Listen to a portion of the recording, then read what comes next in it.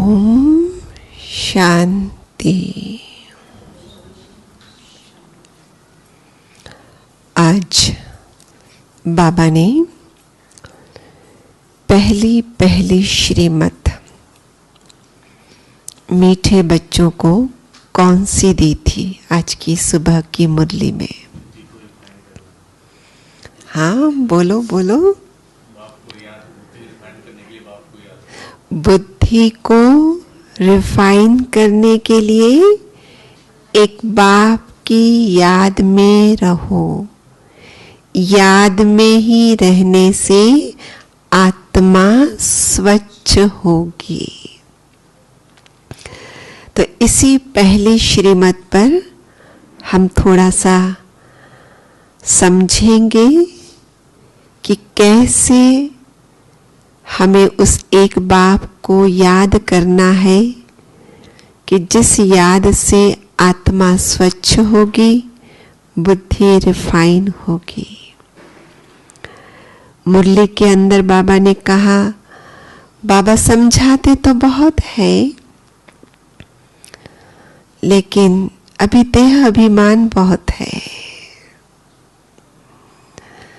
हाँ, बहुत सारा ज्ञान, बहुत ढेर चाहिए और उसमें रिफाइननेस आने की जरूरत है। योग तो लगाना ही है, परंतु ऐसे नहीं सिर्फ योग लगाने से ही काम होगा। योग में नॉलेज भी जरूर चाहिए, क्योंकि अगर स्पष्टता ही नहीं है कि योग में क्या करना है, तो भले ना हम घंटों घंटों बैठे रहे। और इसीलिए बाबा ने कहा वो भी होना जरूरी है, तब जाकर वो हमारी याद ऐसी याद होगी कि जिस याद से आत्मा स्वच्छ होगी। तो पहली बात जो बाबा ने कही, एक बाप की याद में रहो। वो एक बाप जिसकी याद में रहना है, उसकी विशेषता क्या है?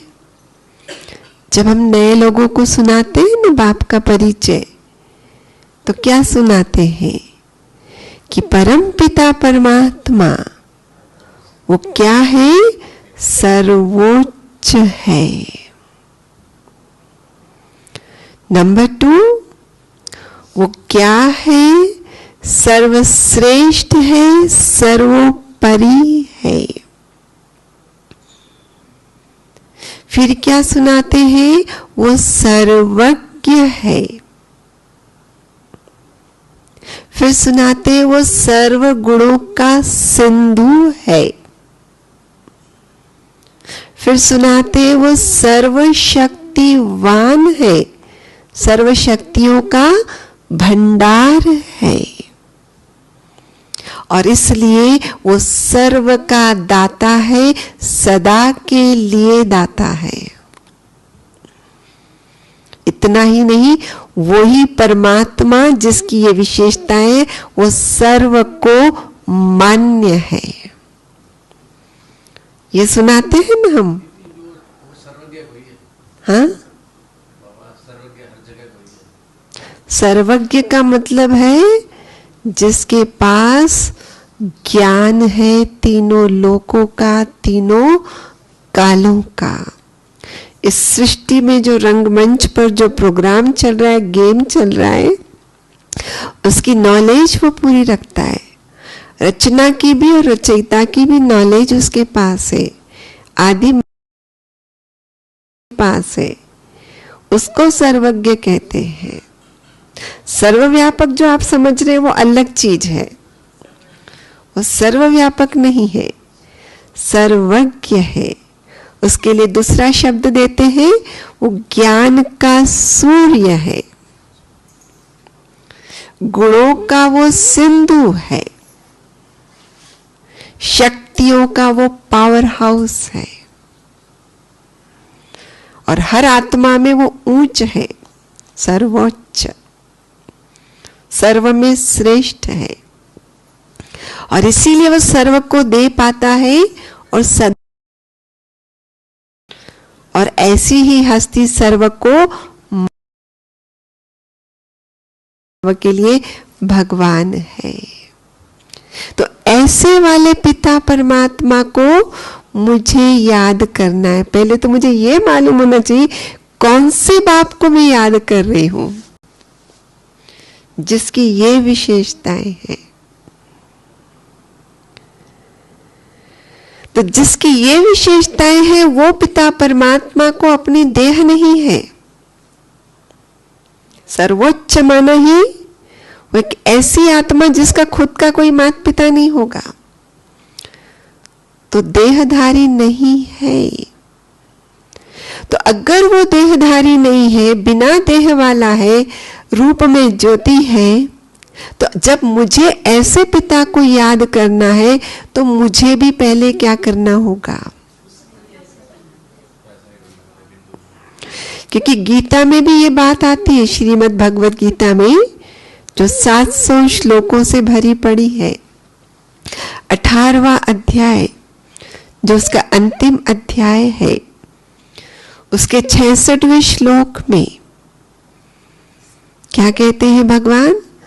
सर्वधर्मान परित्यज्य मामेकं शरणं व्रज।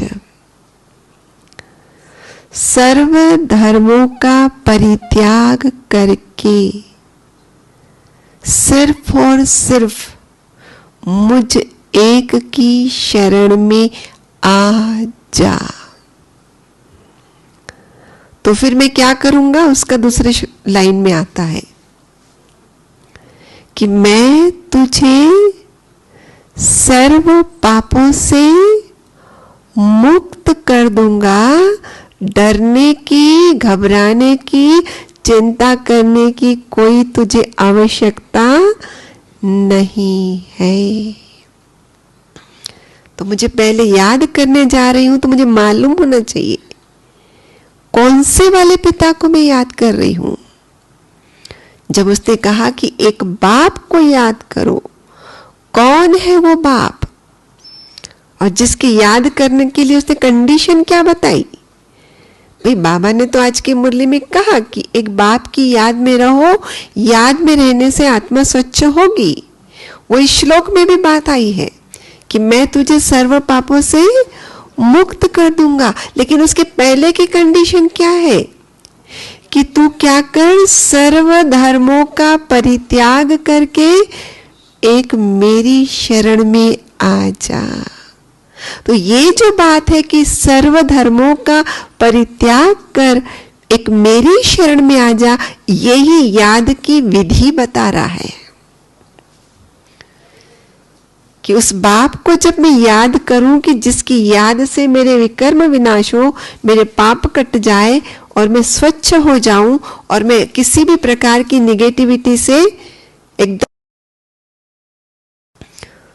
उसकी याद कैसी होनी चाहिए? कौन सी विधि से होनी चाहिए? तो कहा सर्व धर्मों का परित्याग कर। अब पहला प्रश्न उठता है कि जहां शास्त्रों के अंदर धर्म पर अडिग रहने की बात कही जाती है कि इंसान को अपने धर्म से हटना नहीं चाहिए, और वहीं फिर दूसरी तरफ ये कहा जा रहा है सर्व धर्मों का त्याग कर। विरोधाभासी बातें नहीं है क्या? एक तरफ कहा जा रहा है धर्म पे अडिग रहो, दूसरे तरफ कहा जा रहा है सर्व धर्मों का त्याग करो। इतना ऊंचा शास्त्र, 5000 वर्ष पुराना, प्राचीन जिसको माना जाता है, जिस शास्त्र को दुनिया भर ने स्वीकार किया है, जिसके लिए हम कहते हैं भगवान का गीत ही गीता है, जरूर इसमें कुछ अर्थ होगा। ऐसी विरोधाभासी बात तो नहीं हो सकती है। हमारे समझने में फेर हो सकता है, लेकिन वहां ऐसा नहीं लिखा जाएगा। तो अगर वो लिख रहा है, उसमें भगवान ने कहा है तो लिखा है, तो क्या अर्थ होगा कि सर्व धर्मों का परित्याग कर। तो हमको ज्ञान में आते तो हमें सिखाया जाता है दो प्रकार के क्वालिटीज होती है, एक इनेट आत्मा की खुद की, और एक अक्वायर्ड जो आत्मा ने देह को धारण करके फिर इस दुनिया में और जो कुछ भी धारण किया। और धर्म का अर्थ होता है धारण योग्य। तो जब परमात्मा को याद करने की विधि क्या बता रहे, पापों को अगर काटना है, आत्मा को अगर स्वच्छ बनाना है, तो सर्व धर्मों का परित्याग कर मुझे एक की शरण में आ जा। तो कौन से वो सारे धर्मों का परित्याग करना है? वो धर्म जो मैंने इस दुनिया में आकर हासिल किया है, जो आत्मा खुद लेकर आई, मूल संस्कार, मूल गुणधर्म, उसको त्यागने की बात नहीं है। जो कहा जाता है ना इंसान को, आत्मा को अपने धर्म पर अडिग होना चाहिए, वो इसकी बात है जो आत्मा घर से लेके आती है। लेकिन इस संसार में जो कुछ भी हम हासिल करते हैं, उसको मुझे क्या करना होता है? परित्याग करके उसकी शरण में जाना होता है। तब वो हमारी याद इतनी पावरफुल होती है जिससे आत्मा स्वच्छ होती है। तो कैसे करेंगे परित्याग? किस किस का परित्याग करेंगे बोलो? तो इसको समझने के लिए बहुत सुंदर उदाहरण हमारे 7 डेज कोर्स की किताबों में ही रहता है कि स्कूल में जो हमने एक एक्सपेरिमेंट किया था, एक लेंस वाला, सभी को पता है ना लेंस वाला एक्सपेरिमेंट, कि कॉन्वेक्स लेंस क्या करते हैं, उसको सूर्य की किरणों के नीचे लाते हैं। करना क्या है उस लेंस से? उसके नीचे रखे कागज को जलाना है, या वो तो एक सिंपल था, हमारे पास सोलार भी काम करता है, पानी को गर्म किया जाता है या इलेक्ट्रिसिटी तैयार की जाती है। मतलब उन किरणों को उस कॉन्वेक्स लेंस के केंद्र बिंदु पर, फोकल पॉइंट पर केंद्रित कराओ, तो उसमें जो टेम्परेचर, ताप तैयार होगा, वो ताप बहुत कुछ मिरेकल करेगा। कागज रखा है उसको जला देगा, पानी रखा है उसको गर्म कर देगा, सोलार की प्लेटें लगी हुई है उसको इलेक्ट्रिसिटी में बदल देगा। तो जलाना माना क्लीन भी कर देगा, और गर्म करना, इलेक्ट्रिसिटी पैदा करना माना भर भी देगा। दो काम करेगा ना। कहा ना कि तू मेरी शरण में आ तो मैं क्या करूंगा, तुझे सर्व पापों से मुक्त कर दूंगा। और क्या होगा फिर? घबराने की कोई जरूरत नहीं होगी, क्योंकि तू आनंद से भर जाएगा ना फिर। तो मेरी शरण में आने से दो काम होंगे, एक तो प्यूरिफिकेशन होगा, शुद्धिकरण होगा, और दूसरा फुलफिलमेंट होगी, भरपाई होगी, पूर्ति होगी। लेकिन वो प्राप्ति हो, उसके लिए विधि क्या? तो कहा कि लेंस को क्या किया मैंने सबसे पहले, बाजार से मैं अगर लेंस लेने जाऊंगी तो किसी कवर के अंदर होगा ना, वो किसी पैक के अंदर होगा ना। तो मुझे अगर ये एक्सपेरिमेंट करना है तो मुझे उस लेंस को क्या करना पड़ेगा? सबसे पहले कवर से बाहर निकालना पड़ेगा, अनकवर। क्या करो? लेंस को अनकवर करो, नहीं जैसे सामान को बोलते हैं ना पैक कर रही हूं, कहीं जाना है तो पैक करते और वापस आए तो अनपैक करते हैं, ऐसे ही करते ना। सामान चढ़ाना है तो अपलोड, उतारना है तो डाउनलोड। तो कवर में डाला माना कवर कर रहे, कवर से निकाला माना अनकवर। तो पहला काम क्या करेंगे कि उस लेंस की सहायता से मिरेकल अगर मुझे देखना है, ये चमत्कार अगर मुझे प्राप्त करना है, तो पहले तो लेंस को जिस कवर में रखा है उस कवर से बाहर कर दो, अनकवर कर दो। नंबर 1। नंबर 2, ये मिरेकल कब होने वाला है? जब इस पर सूर्य की किरणें पड़ने वाली है।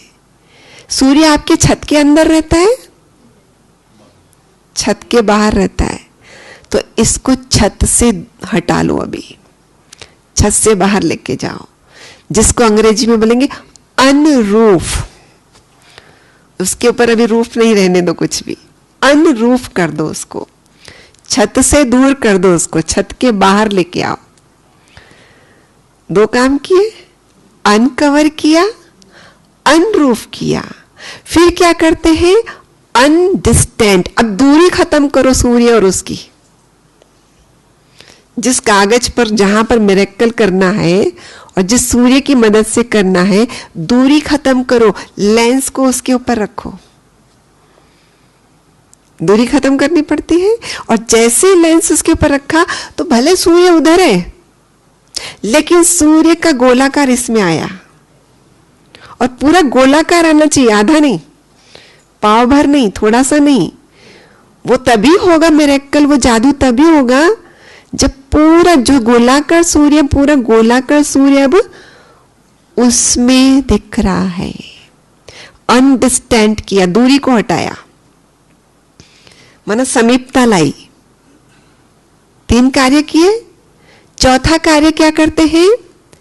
अब क्योंकि पहले तो मुझे सेटिंग करनी पड़ती है ना उसको, कि पूरा गोला बीच में दिखे सूर्य का, तो मैं थोड़ा थोड़ा इधर हिला रही कि इधर आने से गोला आ रहा है कि इधर से, तो अभी मैं हिलने वाली कंडीशन में हूं। लेकिन फिर फाइनली अनमोशन, गतिहीन कर दो अभी उसको। हिलाते रहोगे तो वो टेम्परेचर काम नहीं करेगा। क्या करो? अनमोशन, जिसको कहा अब एकाग्र कर जाओ।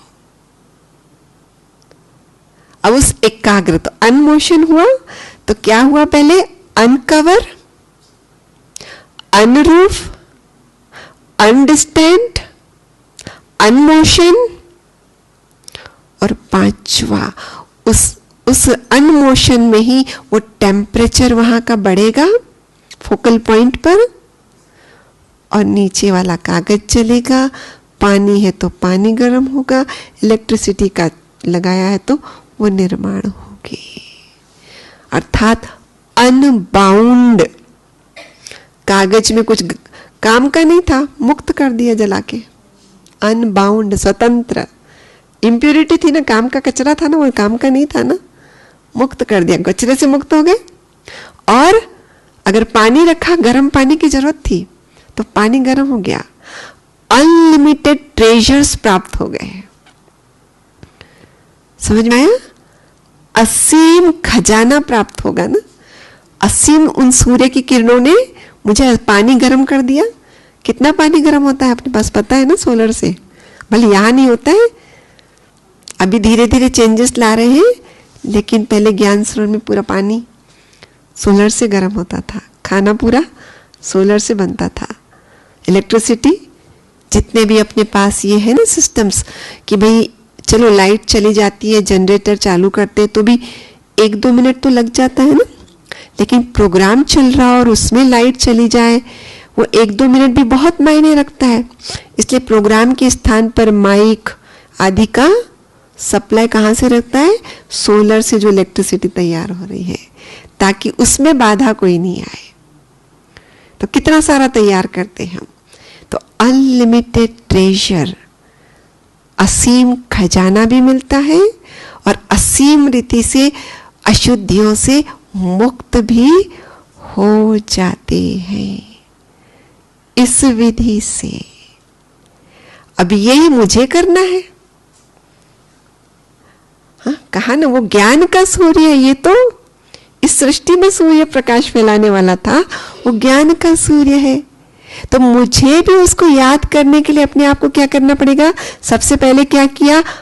अनकवर। कवर के अंदर हूं ना मैं, शरीर इस कवर के अंदर है और आत्मा शरीर रूपी कवर के अंदर है।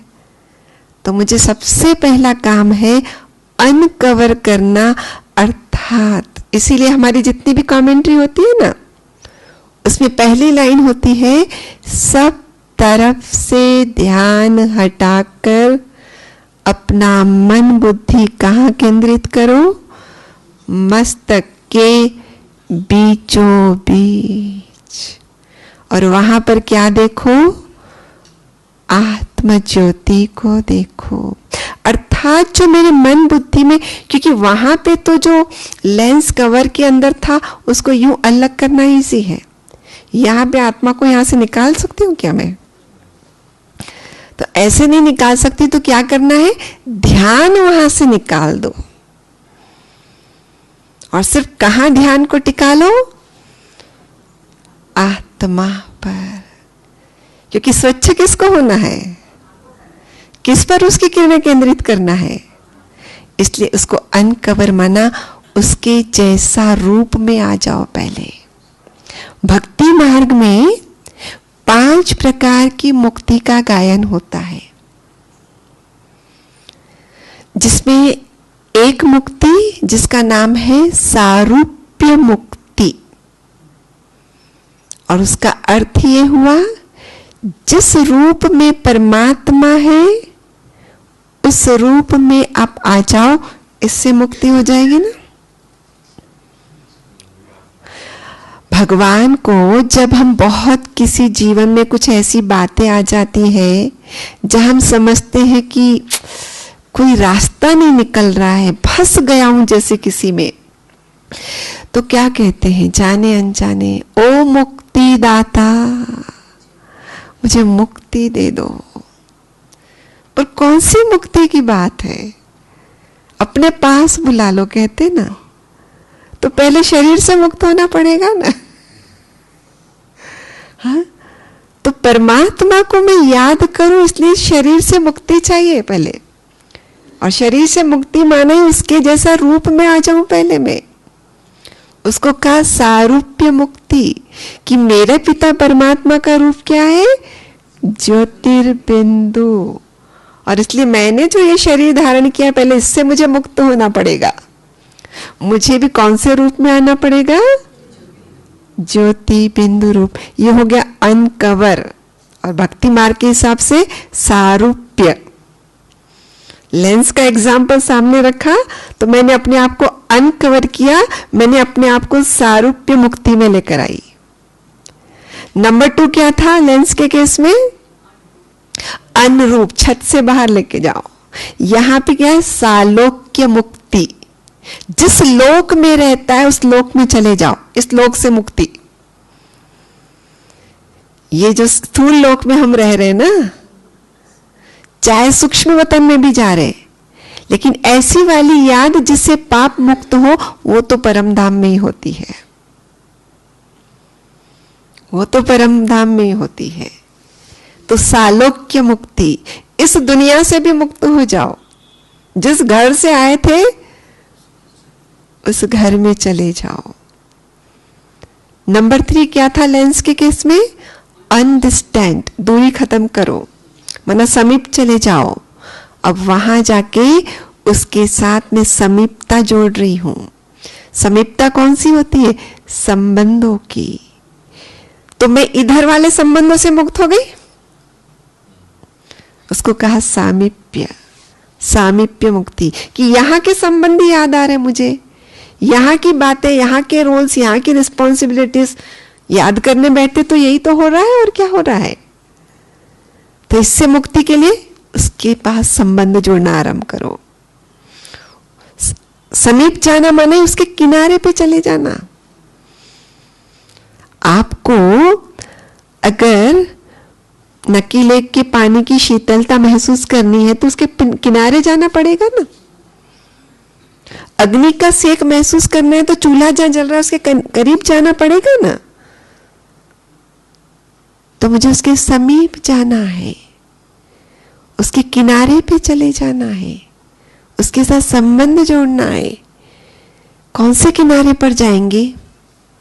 क्योंकि देखो समंदर के किनारे जाते हैं ना हम लोग, बीच में लोग बहुत एंजॉय करने जाते हैं, लेकिन सभी किनारों पे आप नहीं देखेंगे कि टूरिस्टों का जमाव होता है।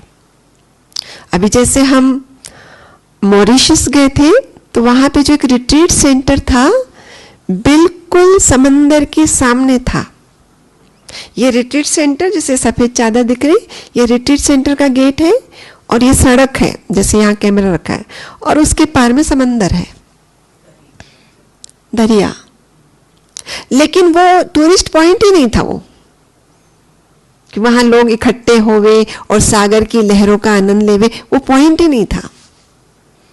तो किनारे पे तो जाना है, लेकिन विशेष किनारे पे जाएंगे तो लहरों का आनंद आता है। ऐसे नहीं कि वहां के सागर में लहरें नहीं आ रही थी, बाहर बहुत दूर से लहरें आती थी, बहुत एकदम किनारे पे नहीं आती थी वो, तो क्या एंजॉय करोगे आप? इसलिए उसके समीप तो जाना है, उसके किनारे पर तो जाना है। कौन से वाले किनारे पे? तभी कहा ना, हर बीच के पास जाके एंजॉय नहीं करता व्यक्ति। जहां वास्तव में वो समंदर की किरणें आए ना आपके पास, समंदर की लहरें आपके पास आए, उस किनारे पे जाना पड़ेगा ना। तब कहा प्रेम और समर्पण का किनारा हो, यही बात आई ना उसमें। सर्वधर्मान परित्यज्यम मामेकम शरणम व्रज। तो पहले मैंने शरीर को छोड़ा, मैंने लोक को छोड़ा, यहां के रोल्स, रिस्पॉन्सिबिलिटी, संबंधी, रिलेटिव सबको छोड़ा उसके समीप। अब उसके साथ प्रेम और समर्पण, सब कुछ तू ही है मेरा और कोई नहीं है मेरा, तू ही सब कुछ है मेरा। और उसके किनारे पर जाने के बाद लेंस में क्या बोला था? Uncover, unroof, understand, unmotion. हिलना डुलना बंद करो, अभी एकाग्र हो जाओ। पहले तो गई मैं उस किनारे पर, बहुत मीठी मीठी प्यार भरी बातें की उसके साथ, लेकिन उसकी लहरें आ रही है ना, अब उसके लव में लीन हो जाओ। हम जब म्यांमार भी गए थे, बर्मा भी गए थे, तो वहां की बहनें बता रही थी कि हम तो राखी के प्रोग्राम के लिए गए थे वहां पे, तो हम तो वहां के सागर को नहीं एंजॉय किया था, क्योंकि काफी दूर भी था। बोले यहाँ से जाने में काफी समय लगेगा, एक रात रुकनी पड़ेगी। हम तो राखी के प्रोग्राम में गए थे और देश की हालातें भी उतनी ठीक नहीं है वहां पे। तो उन्होंने कहा हम लोग जाते हैं समंदर के किनारे, खास भाई बहनों का ग्रुप, रात को वहीं रुकते हैं, जैसे नहीं वो अपार्टमेंट या कुछ भी ले लेते हैं, और दूसरे दिन बोले सब कुछ लेके जाते, भोजन आदि का प्रबंध, और वहां पे रात ठहर के सवेरे मुरली आदि करके नाश्ता सब तैयारी कर लेते, और जो समंदर के किनारे को एंजॉय करते। 12-1 बजे तक कोई वहां से दूर हटता ही नहीं है। और बात इतनी ही नहीं, फिर उन्होंने आगे कहा कि भाई बहनें जो चलते हैं और सागर की लहरों में खेलने में जो उसमें मगन हो जाते हैं, बाद में जब वो बताते हैं अपने अनुभव, कि कोई कहता है मेरा ये वाला दर्द चला गया, कोई कहता है मेरा इधर का दर्द चला गया, मेरा उधर का दर्द, मुक्ति मिली ना समंदर के पानी में। वैसे भी कहते पैरों को अगर पानी में डुबाओ थकान दूर होती है, जनरल पानी में भी डुबा के रखो थकान दूर होती। फिर वो तो समंदर का पानी है जिसमें मिनरल्स भी है। तो कहा हर एक का अपना अपना अनुभव कि बहन जी मेरा ये दर्द चला गया, मेरा वो दर्द चला गया। तो विशेष करके ये प्रोग्राम हम बीच बीच में बनाते हैं कि वहां हम सिर्फ एंजॉयमेंट नहीं कर रहे, लेकिन हमारे दर्द भी कुछ गायब हो रहे हैं। तो ठीक ऐसे ही, और जब समंदर की लहरें आती है ना, आप देखना, पहले तो आप किनारे पे जाओगे तो पहले तो डरते हैं, अभ्यास नहीं होता है तो ऐसा लगता है कि मैं चला ना जाऊं, लेकिन जब अच्छा दृढ़ निश्चय हो जाता है, हम खड़े रहते और हम इंतजार करते कि लहरें आए और मेरे को एकदम से छू के फिर चले जाए, तो उसमें हम सब कुछ भूल जाते हैं। मुझे बात भी करने की जरूरत नहीं, बोलने की भी जरूरत नहीं, देख देख देख देख कैसा है, मैं सिर्फ उसमें खो जा रही हूं। तो मैं उतनी एकाग्र हो जाऊं कि उसकी लहरें मेरे पास आए, मैं लव में लीन हो जाऊं और मुझे कुछ भी पता नहीं हो। लव में लीन होने का मतलब ही क्या होता है? अब जिसके लव में खोए रहेंगे, इधर से कौन गया, क्या बात किया, कुछ भी नहीं पता मुझे। तो लव में लीन होने के लिए प्रेम और समर्पण के किनारे पर जाना होता है, कि जहां मैंने सब कुछ उसको समर्पित कर दिया, तो बचा क्या मैं जिस पर सोचूं? अभी मैं कुछ तो नहीं बचा ना मेरे पास सोचने के लिए। इसीलिए कहा, कौन कौन सी मुक्ति कहा? पहले सारूप्य, नंबर 2 सालोक्य, नंबर 3 सामीप्य, और नंबर 4 सायुज्य, कनेक्ट। देखो, आपको मोबाइल को, बैटरी को चार्ज भी करना है, आपकी तार अगर कनेक्ट होगी प्रॉपरली तो ही चार्जिंग होगी ना। आपने जोड़ा लेकिन हिलाते बैठ रहे हो, नहीं होगा। लेंस के केस में भी लेंस को तो लेके गए, सूर्य का गोला भी दिख गया उसमें, लेकिन यूं यूं यूं यूं हिला रही हूं, नहीं बनती है ना बात। सायुज्य, कनेक्ट रह जाओ, उसमें कोई मोशन नहीं, तब का एकाग्रता, और उसमें ही आप खो गए हो, उसी में तो अनुभूति हो रही है, उसी में तो अनुभूति हो रही है, रियलाइजेशन हो रहा है। और क्या रियलाइजेशन हुआ यहां पे? कागज जल गया। क्या रियलाइजेशन हुआ? पानी गर्म हो गया। क्या रियलाइजेशन हो गया? इलेक्ट्रिसिटी बिल्ड हो गई। हमें इतना उसके प्यार में खोना है। उदाहरण है ना मीरा के, मीरा कैसी खोई रहती थी उसके प्यार में, क्या रियलाइजेशन थी उसके प्यार में खोने की? हाँ, जिधर देखती हूं उधर तू ही तू है। रात को कमरे में उसको दिखता है, उसके साथ वार्तालाप कर रही है, लोग सोच रहे हैं पता नहीं किसके साथ बैठी है। ये उसकी रियलाइजेशन है ना। इतना ही नहीं, क्या रियलाइजेशन रही उसकी? राणा ने विष भेजा, वो भी क्या बन गया? अमृत बना। ये सच्चाई है, ये रियलाइजेशन। भक्त प्रहलाद की रियलाइजेशन क्या थी? हिरण्याकशिपु उसका पिता कहता है मैं ही भगवान हूं, किसी भगवान को याद मत कर, और वो अपने इस पे दृढ़ रहा कि भगवान तो भगवान है भैया। कितनी परीक्षा ली उसकी, लेकिन क्या रियलाइजेशन रही उसकी, क्या अनुभूति रही? मुझे पिताजी मेरा कुछ भी, कितनी भी प्रताड़ना देता है, वो बचाने वाला मुझे बचा लेता है।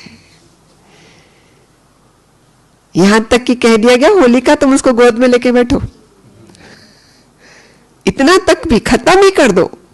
प्रताड़ना तो फिर भी उसमें जिंदा रहेगा इंसान, भाई उसको चोट पहुंचाई, गिराया, कुछ किया, लेकिन भाई खत्म ही कर दो। लेकिन क्या रियलाइजेशन रही उसकी? जाको राखे साइया मार सके न कोई। जिसने प्लान बनाया था ये मर जाए, वो खुद मर गई, वो खुद जल गई। ये रियलाइजेशन, तो ये ऐसा पावरफुल योग जब हम करते हैं कि उसके लगन में मगन, क्योंकि कई बार प्रश्न उठता है लगन में मगन माना क्या? लगन में मगन माना समंदर की लहरें आ रही है, आप बिल्कुल भूल चुके हो सारी दुनिया को, बस वो लहरें आपके ऊपर आ रही है और आप उसको एंजॉय कर रहे हो और कुछ नहीं कर रहे हो आप। ये है मगन हो जाना, इसी को कहा शरण में चले जाना। आपने कुछ नहीं करना है, उसने आके करना है। वो आके आपको स्पर्श करके चले जाएगी, आपको अनुभूति करा के जाएगी, आप सिर्फ खोए रहेंगे। आंखों के ऑपरेशन कराते ना आजकल लेजर बीम से, उसमें भी यही होता है, पेशेंट को पता ही नहीं चलता है और डॉक्टर कहता है उठ जाओ, वो कहता है डॉक्टर साहब ऑपरेशन हो गया, वो कहता हाँ हो गया। हमें पता ही नहीं चले, हम सिर्फ लव में क्या हो जाए, लीन हो जाए। और जैसे जैसे कहा ना कि सागर की में कुछ देर तक एंजॉयमेंट की, वो लहरें आ रही थी अनुभव कर, और बाद में आखिर तो छोड़ के किनारा आना है। और किनारा आने के बाद क्या अनुभव रहा, तो कहा बहन जी मेरा ये दर्द चला गया, मेरा वो दर्द चला गया। तो हम भी जब उस लगन की मगन से बाहर आएंगे तो वो अनुभव करेंगे, मुझे हल्कापन महसूस हो रहा है, क्योंकि सफाई हो गई ना, शुद्धिकरण हो गया। उन किरणों ने, उन सागर की लहरों ने मेरे अंदर का कचरा निकाल दिया, और इतना ही नहीं मुझे भर दिया। तो जो 5वीं स्टेज है उसको क्या कहा भक्ति मार्ग में, उसको कहा सारष्टि मुक्ति। सृष्टि लिखते हैं ना, सृष्टि तो स के नीचे र होता है, लेकिन सारष्टि कैसे लिखते हैं, स के नीचे र नहीं होता है, लेकिन स को आ की मात्रा रहती है सा, और र जाता है ट के ऊपर, उसको कहते हैं सारष्टि मुक्ति। और उसका अर्थ क्या होता है, उसका अर्थ होता है भगवान जैसा ऐश्वर्य आत्मा में भर जाता है। और ऐश्वर्य माना समृद्धि, संपदा, संपत्ति, मतलब भगवान के पास जो कुछ है वो आत्मा उसके साथ जो कनेक्ट हुई है उसमें वो सारी संपदा उसमें भर जाती है। जिसको ही बाबा कहते तुम्हें कैसा बनना है, बाप समान बनना है। वो अगर 100% मान के चले तो हम 99% इतनी संपदा, तब कहने में आया समान। तभी कहा गया God made man in his own image. भगवान जब भी रचना रचेगा अपना सब कुछ भर देता है।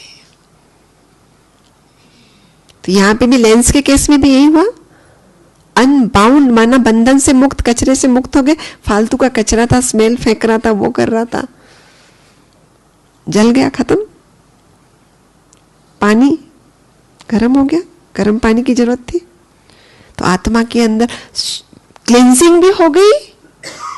और जो मेरे शांति, मेरे जो इनेट क्वालिटीज है, मेरी जो 7 गुण है मेरे, जो मेरे होते हुए भी प्रैक्टिकल लाइफ में अनुभव करने में दिक्कत आ रही, क्योंकि उसका उल्टा वाला मेरे आत्मा में संस्कारों में भरा पड़ा था, गुस्सा भरा पड़ा था, नफरत भरी पड़ी थी। लेकिन वो तो क्लेंजिंग हुई ना, वो तो उसने सफाई कर दिया ना, तो फिर बचा क्या मेरे पास, मेरे खुद के गुण, और उसमें उसने भर दिए और शक्ति। तो मैं एम्पावर हो गई, मैं सशक्त हो गई। तो शुद्धिकरण भी हुआ आत्मा का, सशक्तिकरण भी हुआ। तो कितनी पावरफुल लाइन है। सर्वधर्मान परित्यज्यम मामेकम शरणम व्रज। तब वो होगा सशक्तिकरण और शुद्धिकरण। और वो सशक्तिकरण शुद्धिकरण जब होगा तब हमारे प्रैक्टिकल लाइफ से, जो बाबा कहते अपने चलन और चेहरे से बाप को प्रत्यक्ष करो, वो हमारे जीवन में जब दिखेगा तब कोई कहेगा जिसकी रचना इतनी सुंदर वो कितना सुंदर होगा। इतनी रिफाइननेस हमें चाहिए। क्यों? क्योंकि ये योग लगता है बुद्धि योग है ना, ये बुद्धि योग है ना, ये मन और बुद्धि वहां पर केंद्रित करना है ना। तो बुद्धि में इतनी क्लैरिटी पहले भरनी है। नहीं तो कई बार क्या होता है, हम योग तो कर लेते लेकिन फिर उसी के बाद खुद ही संशय उठाते, मैंने राइट किया कि नहीं किया, योग मेरा सही था कि नहीं था, ऐसे ही करते हैं या कुछ और करते हैं? मतलब मन में प्रश्न उठते रहते हैं ना, फिर हम किसी और का अनुभव सुनते हैं, वो बोलता है मेरे को ऐसा ऐसा हुआ। नहीं, मेरे को तो ऐसा कुछ नहीं होता है, मेरा राइट है कि उसका राइट है? होता है कि नहीं होता है ऐसा? तो हम कंफ्यूजन में पड़ जाते हैं कि आखिर योग की विधि कौन सी है, मैं जो कर रही हूँ वो सही है या वो फलाना कर रहे हैं वो सही है। तो इसलिए मुझे ज्ञान की बहुत स्पष्टता होनी चाहिए। लगातार वहां पे कहा ना, लेंस को हिलाने की जरूरत नहीं है। आप लेंस हिलाते रहोगे, जलने वाला नहीं कागज, पानी गर्म होने वाला नहीं है। आप लगातार सिर्फ बोले ही जा रहे बाबा के साथ नहीं। सामीप्यता लाओ पहले, जरूर थोड़े वार्तालाप करके, मीठी रुरान करके, लेकिन उसके बाद शरण माना ही क्या होता है? सरेंडर माना इस खोपड़ी के अंदर ही मन बुद्धि है ना। मन बुद्धि चलाने की अभी जरूरत नहीं है, जो कुछ अब मैं करूंगा, अभी जो कुछ है मैंने करना है, तुम मेरी शरण में आ जाओ। का मतलब क्या है? अब मन बुद्धि भी तो इंस्ट्रूमेंट है ना। जैसे हाथ पैर नाक कान ये सब इंस्ट्रूमेंट मिले, मन बुद्धि भी इंस्ट्रूमेंट है। इस इंस्ट्रूमेंट को भी इस्तेमाल करना बंद करो, क्योंकि ये भी यहां मिले, वो वहां से नहीं लेके आए हम। अगर वहां से लाए होते ना तो बाबा क्या कहता है, परम धाम में तुमको कुछ पता ही नहीं होता है, क्योंकि वहां मन बुद्धि नहीं है ना। वो भी यहां आने के बाद मिला ना। तो उस वाले को भी, क्योंकि सर्व धर्मान परित्यज्यम की बात है, तो अगर मैं मन बुद्धि से अभी भी उसके साथ बातचीत कर रही हूं तो अभी एक छूट गया, अभी सर्व धर्मान परित्यज्यम नहीं हुआ है। मन बुद्धि मेरी चालू पड़ी है अभी भी, और उसको कहा लव में लीन हो जाओ। उसी को कहा प्रेम और समर्पण के किनारे पे चले जाओ। और अब जो कुछ करना है उसने करना है, मैंने नहीं करना है। हम क्या सोचते हैं हमारी ताकत से हम शुद्ध होंगे, हमारी ताकत से हम सशक्त होंगे? नहीं, उसकी ताकत से सब कुछ होने वाला है। तो हम चेक करें, हम योग करते हैं, वो शरणम वाली स्थिति बनती है कि जहां मेरा मन बुद्धि भी सरेंडर हो जाए।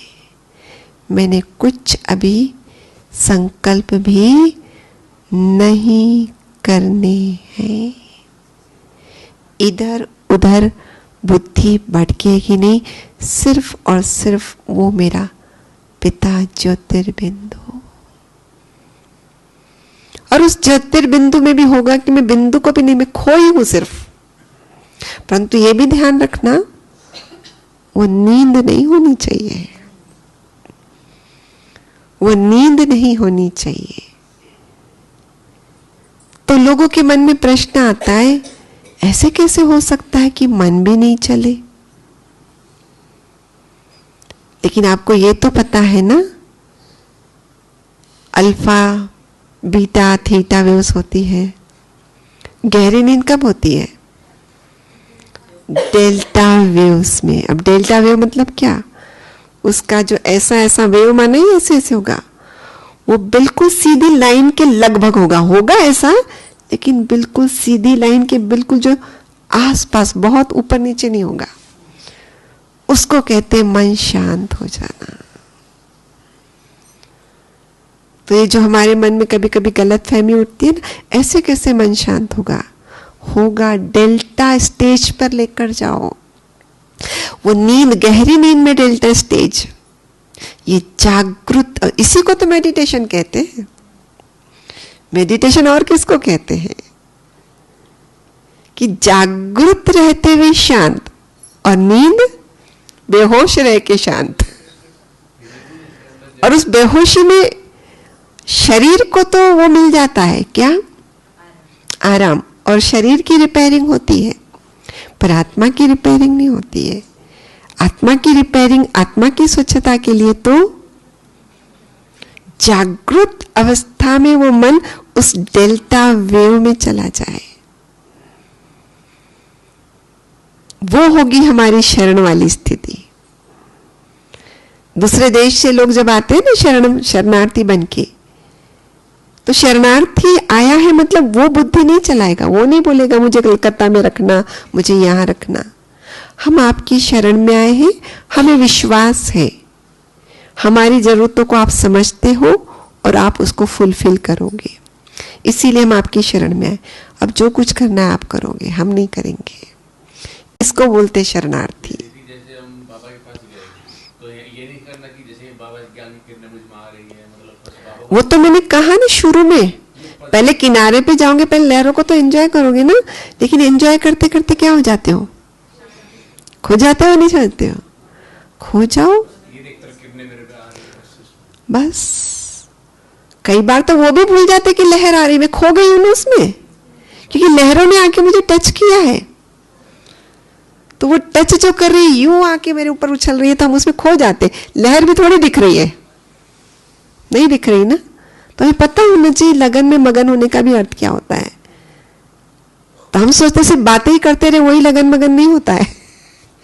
जहां बात स्टॉप हो जाए, जहां संकल्प विराम ले ले, वो लगन में मगन।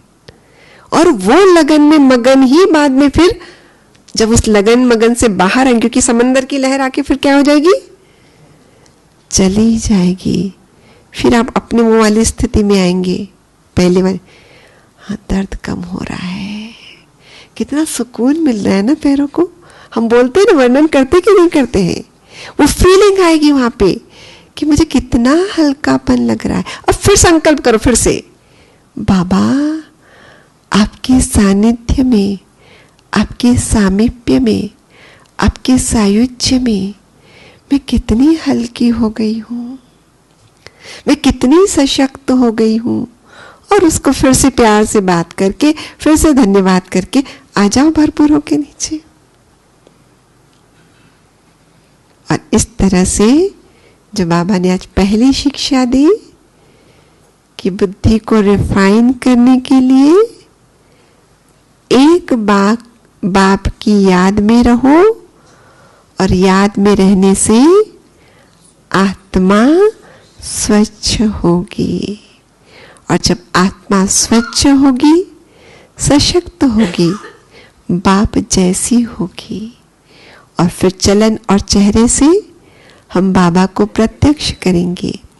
न सिर्फ बाबा को प्रत्यक्ष करेंगे, हमारी किरणें उन तक पहुंच रही, वो भी सशक्त होंगे, उनकी मनसा सेवा होती रहेगी। न सिर्फ दूसरों की, क्योंकि मैं आत्मा सशक्त होकर आई हूं, तो ब्रेन जहां पर इसका स्थान है बैठने का, उसको पावरफुल शुद्ध शक्ति मिल रही है, वो ठीक से वर्क करेगा, बॉडी को राइट मैसेजेस भेजेगा। जो सिक्रीशन होते हैं वो पॉजिटिव वाले होंगे, बॉडी को क्या करेगा, हेल्दी बनाएगा। फिर मैं जिनके साथ उठती बैठती हूँ, मेरी एनर्जी उनके पास भी वो जाएगी जो भर के लाई हूं, तो उधर भी रिश्ते क्या होंगे, ठीक होंगे। मेरे सराउंडिंग में जो कुछ भी है, समझो बहुत बारी काम हमारा, तो जैसे किचन में काम कर रहे हैं, सब्जियां काटना है, चावल धोना है, आटा बनाना है, गैस सफाई करना है, तो वो इंसान तो नहीं है ना, उनके साथ हम रह रहे हैं, उसमें से प्यार निकलने वाला है क्या, मेरे से उसके पास जाने वाला है, तो मेरा माइनस होगा ना, उसके पास जाएगा तो। लेकिन इतना भर के लाई हूं तो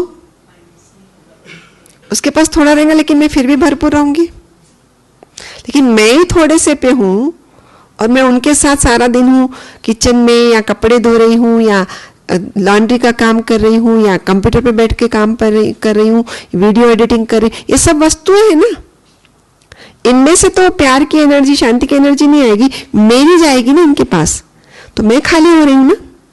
लेकिन इतनी भरी होंगी तो इतना सा एक लोटा निकलेगा तो फर्क पड़ेगा क्या, तो मेरी स्थिति भी बनी रहेगी, उन तक भी जाएगी, तो वस्तु व्यक्ति तक भी जाएगी, मेरे खुद के शरीर पर जाएगी, चारों ओर की प्रकृति पर जाएगी, चारों ओर के लोगों तरफ जाएगी, पूरे विश्व की सेवा हो जाएगी। और इसीलिए इस बात को बाबा क्या करते हैं, हाईलाइट करते हैं कि ज्ञान हम पढ़े जरूर, सुने जरूर, पर उसकी गहराई में उतरे और उस फिर ज्ञान को हम विज्ञान बनाए, अर्थात उस अनुसार फिर योग की स्टेज को हम बनाए। तो अवश्य ही हम आत्माएं बहुत जल्दी जो हमारा लक्ष्य है, बाप समान बनना, उस लक्ष्य को भी हम प्राप्त करेंगे और उस लक्ष्य को प्राप्त करते हुए उस बाप को प्रत्यक्ष करेंगे, जहाँ सारी दुनिया के मुख से निकलेगा, जिसकी रचना इतनी सुंदर, वो कितना सुंदर होगा, तो वो इतना सुंदर की तरफ आकर्षित होंगे और उनको भी अपने बाप से मिलने का अवसर मिलेगा। क्योंकि बाबा कहते हैं संसार की कोई भी आत्मा, परमात्मा जब धरती पर आते हैं, उस परमात्मा के प्यार से वंचित न रहे, तो वो भी हमारा टास्क पूरा होगा। और इस तरीके से बहुत जल्दी इस कलयुग को हम किस में बदल देंगे, सतयुग में। अर्थात हमारा जीवन अभी से ही सतयुगी संस्कारों से हम जीना आरंभ करेंगे तो सतयुग आएगा। तो चलिए इतनी ही एकाग्रता के साथ अनकवर, अनरूफ, अंडरस्टैंड, अनमोशन, अनबाउंड हो जाए, सर्व प्रकार के बंधनों से मुक्त और अनलिमिटेड ट्रेजर से भरपूर।